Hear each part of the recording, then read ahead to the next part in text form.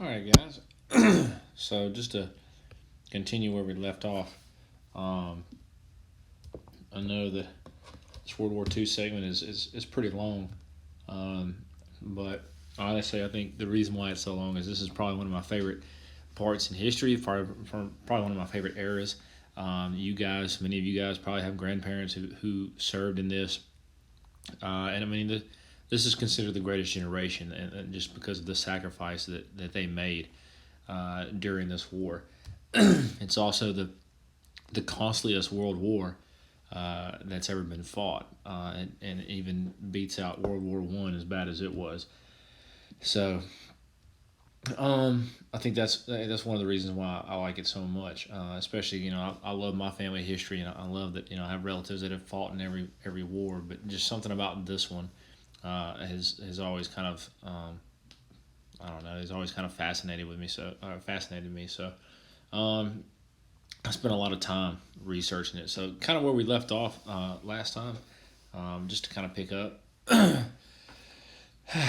um, so we talked about the mistakes that Hitler made.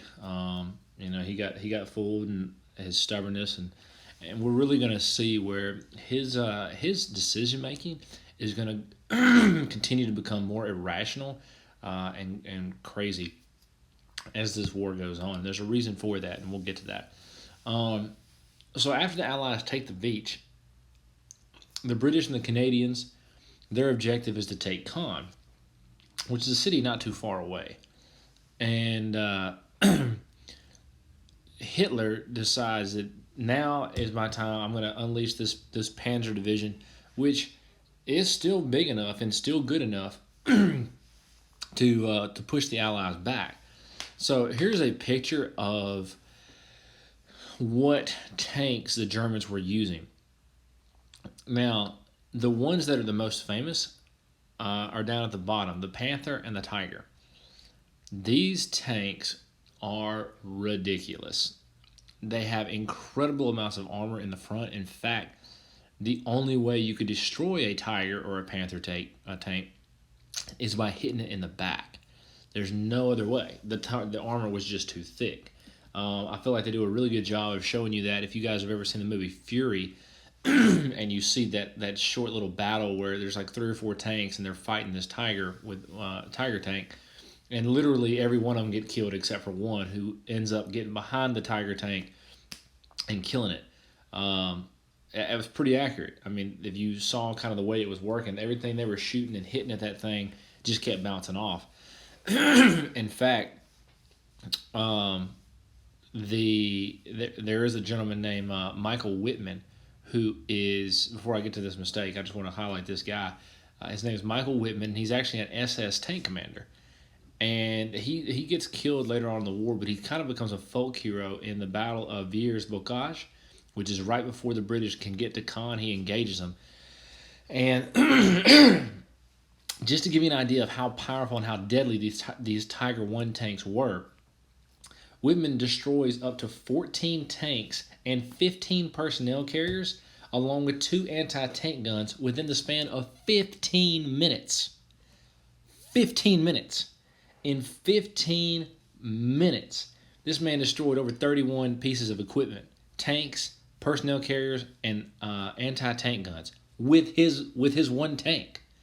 I mean, you're literally killing things with like each minute something's dying faster than that. So you're basically killing two targets per minute. That's how deadly these things were. And it was just him, by himself, against 14 other tanks.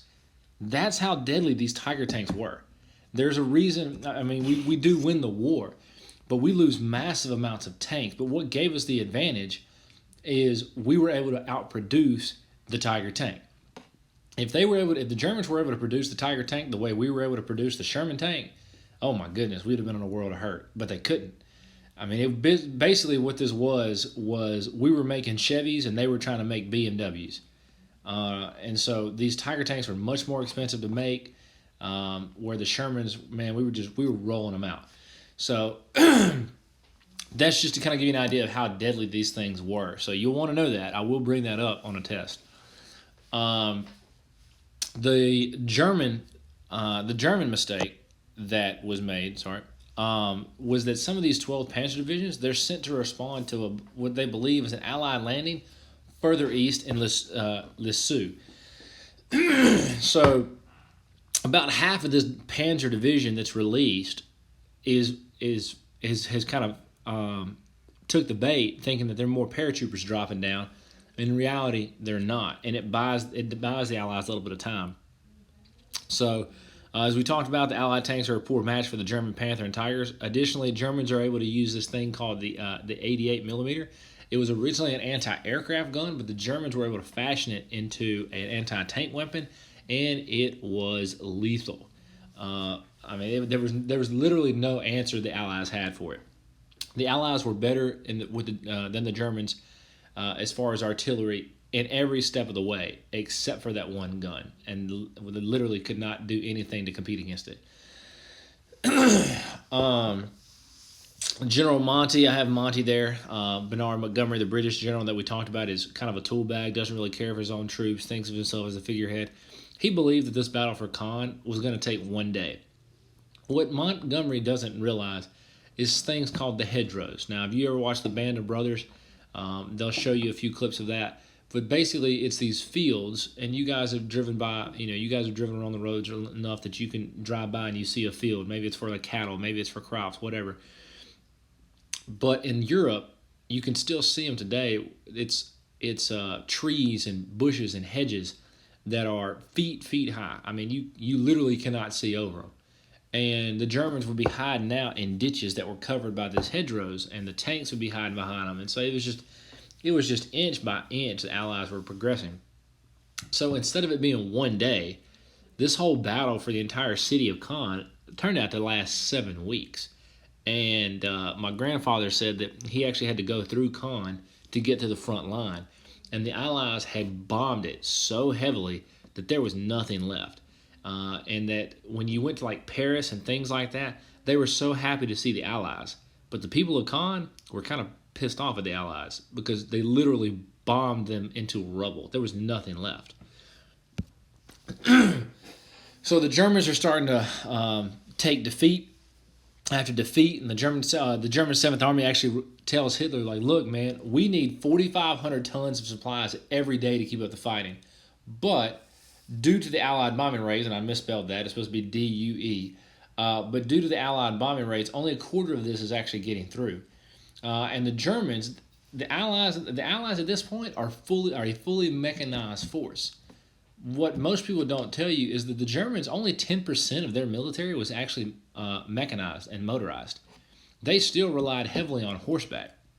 So Germans have to rely on horse-drawn transport to get troops to locations. Eventually,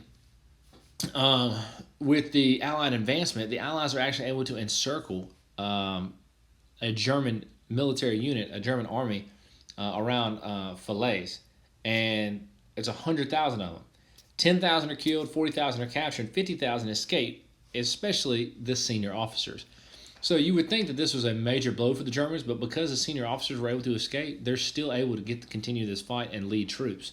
So it's still a blow, but it's not as heavy as you would have thought.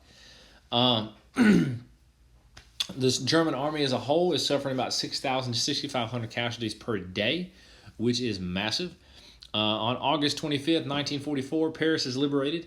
And overall, just to kind of give you an idea of the death toll in Normandy, 500,000 Allied and German troops in total had been killed. About 20,000 French civilians are cut in the crossfire. So, as I showed you before, Allies are going to liberate Paris on August 25th. So, this is where the Battle of the Bulge is really going to start. I mean, the Allies are just winning battles left and right. And they believe that this war could possibly be over by Christmas. I mean, the way it's moving is looking good. And so the Allies take Paris, and then in early September they take Belgium, and on September 11th they enter Germany. They take the city of Aachen, the border city of Aachen. So now they're in Germany. You're talking just a few miles away from Berlin. So this thing is looking good. I mean, the Germans are about to just fall apart. And the Germans facing defeat, they've got to come up with an answer. So despite being constantly fed this news that the German army is defeated, it's spent, Hitler refuses to accept this, and he kind of gets his generals together for one more, or wants to get his generals together for one more roll of the dice. But see, Hitler is having his own issues. What he won't necessarily talk about, he has actually survived an assassination attempt. If you guys have ever seen the movie Valkyrie, you'll know what I'm talking about. But there's an officer, one of the officers in the German army is called Stauffenberg, and he plots with several of the officers to kill Hitler. They hope that by killing Hitler, this will bring an end to the war and all this madness. And so Hitler holds a meeting at the Wolf's Lair on July 20th. Stauffenberg brings in a bomb that's in a suitcase and sets it down at the table and leaves. And the bomb explodes, kills 4, but Hitler lives. And this kind of gives him this messiah complex, feeling like there's no way I can be stopped. I mean, it's destiny, which you would think if there was any kind of idea, the thought that this would kind of scare Hitler, it did the exact opposite. It made him feel like he was even more invincible, and so he even took more risks and was even more dangerous. So 200 senior officers are then executed for their role in the assassination, and Hitler now only trusts the Waffen SS and its commanders, and he's becoming increasingly paranoid. He doesn't look right. He's becoming increasingly jittery. He's talking a lot. He's 55, but he looks 80. And the reason for this is because Hitler is receiving a daily vitamin injection from his personal physician. His personal physician was kind of a hypochondriac. I wouldn't really call him, he's not the kind of doctor you would want. Let's just say that. But Hitler trusts this guy. And the cocktail that he's giving Hitler each day is cocaine and Eucadol. And now Eucadol at the time is basically heroin. So every day Hitler is getting heroin and cocaine. Every day. And these injections, as Hitler kind of feels deteriorated, he kind of feels tired, these injections kind of give him more life. They bring him energy. They make him feel invincible. But his decisions, as these drugs often can do, they're wearing on the brain. They're wearing on his state, on his health state. And so he's becoming increasingly irrational and delusional. And this is seen in this battle of the Bulge. See, his generals, when he meets with them and says, this is my plan, we're going to rely on the weather. His generals are like, okay, wait a minute, bro. This is the stupidest plan you can come up with. You're telling me our greatest ally in this invasion, or excuse me, in this occupation, is the weather. And it is. I mean, that's really what it is. And his officers are like, no, this is not a good idea. Hitler decides, hey, even better, we can move troops from the east to the west. Well, they're needed in the east. The Russians are making gains like crazy. They need their troops in the east to hold off the Russians. But Hitler knows this operation may not be as successful if he doesn't get all the troops on the western front that he needs. Now, Hitler's objective is to capture the port of Antwerp. Now, Antwerp is one of the largest ports in Europe. It's a massive oil hub, and so what Hitler believes is kind of running kind of like a miniature operation of what he did to France and Britain when he trapped them in the beginning part of the war. He's going to try to do the same thing. So he's hoping that by doing this, it'll make the Allies sue for peace. He'll get the oil he needs, and he's going to stun the Allies so greatly that while they're trying to recover, he's going to quickly move his troops back to the east, defeat the Russians, and then everything's good. Oh man! But as they often say in warfare, plans usually don't last past contact with the enemy, and that was kind of what Hitler was relying on, was this perfect scenario. The thing is that the weather forecast had predicted that there was going to be cloudy weather for the first 10 days.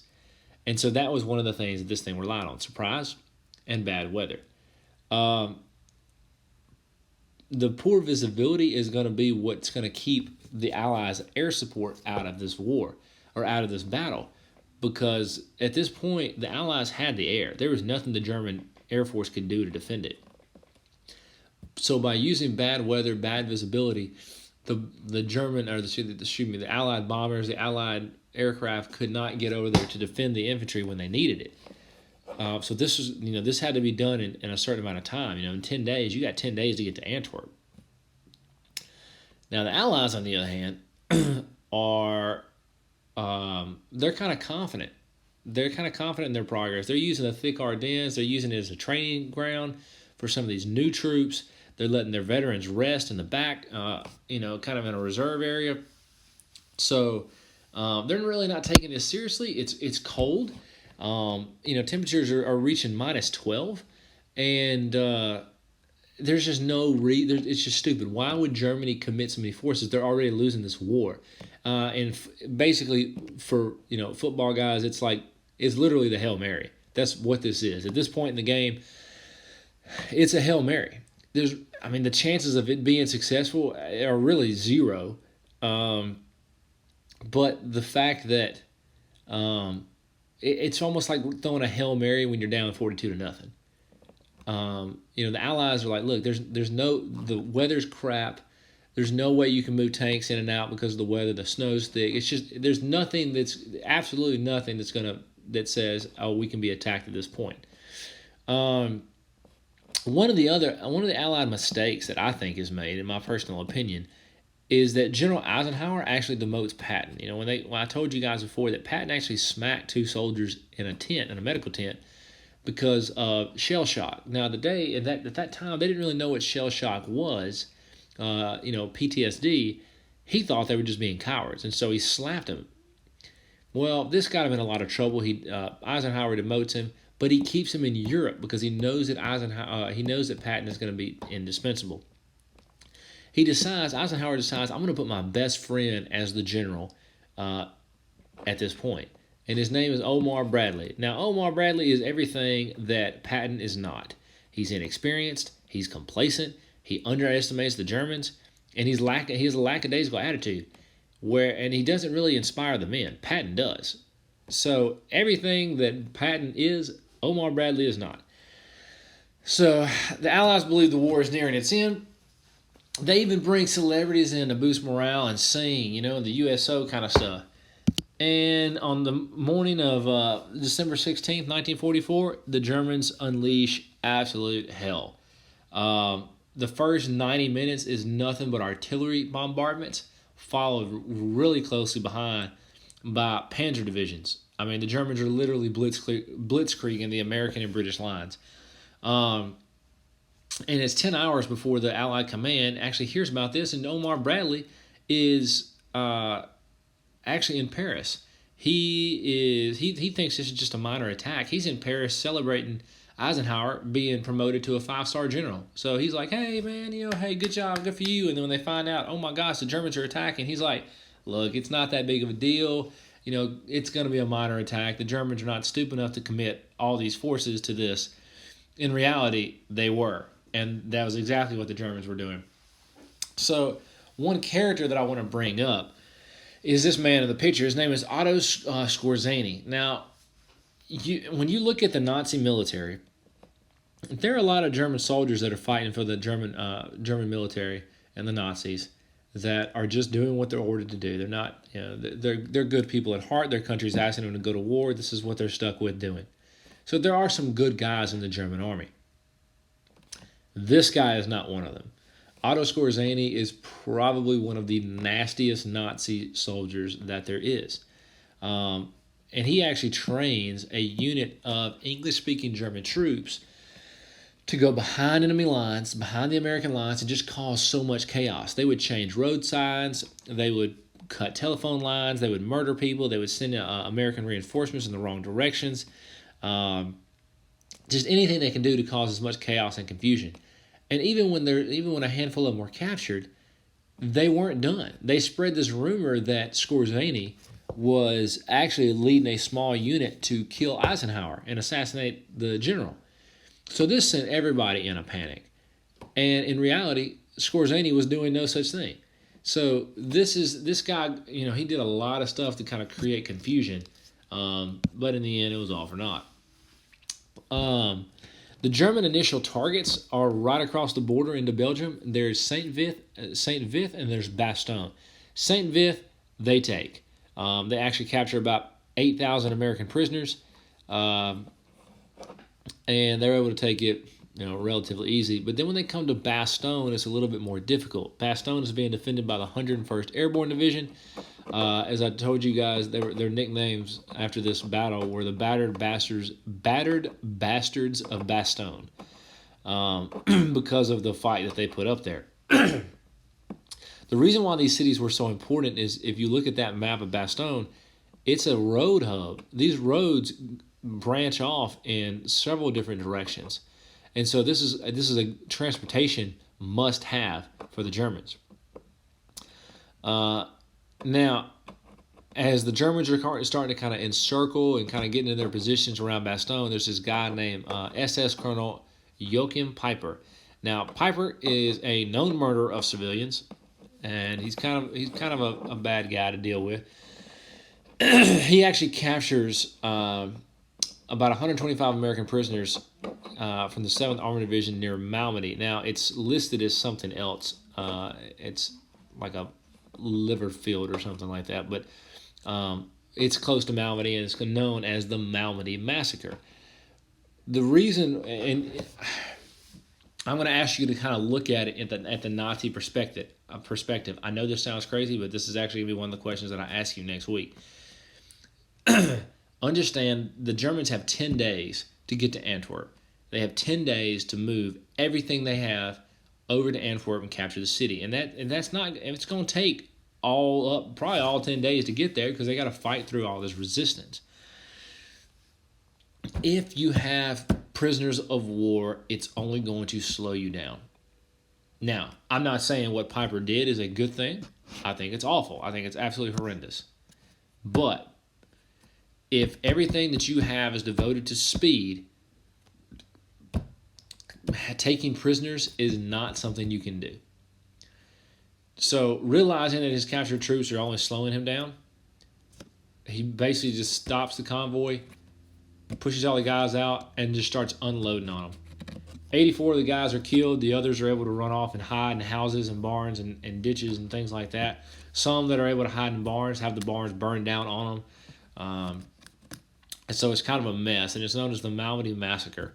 But Peiper also kills PUWs in Bullingen, Bognes, Hansfield, Stavelot, Chenot, Laglaise, and Stoumont. And there's more. There's more that have fewer casualties, but these are some of the big ones. So again, understand, if you're going into a city and you capture a city and more people are surrendering, I don't know what you'd do if you're in that situation. I understand what he's doing. He can't slow down. That's his objective. He's got to get there in a certain amount of time, or else all his men are going to get killed by aerial attacks by the Americans. But if he keeps the prisoners, what can you do with them? You're going to have to slow down. So, tough situation all around. Now, like I said, although they're not listed, Peiper's responsible for killing over 373. So the Germans captured about 8,000 people at St. Vith. Temperatures are around -12 at this point in the winter. And this is when the Battle of Bastogne is starting. So despite being low on ammunition, starving, and suffering from frostbite, the Americans hold out. Now, I just need to make sure you understand, this is at the Battle of Bastogne. I did not put that on the notes, should have, but I am reading this to you verbally, so make sure that you have that. So the Americans are able to hold out, believing that the U.S. forces in Bastogne are basically right about to collapse. 4 German troops approach under a white flag and say, look, you need to surrender. The American general basically sends back nuts. And that's actually a famous line. And the big issue now is it seems like, oh, man, this is all about to go down to the Americans. They're about to get torn up. Well, the weather clears. And the Allies come in with air power and absolutely lay the smackdown on the German forces. And that's actually where we're going to stop today, guys. So stay tuned, and I will update you guys with some assignments for next week. All right.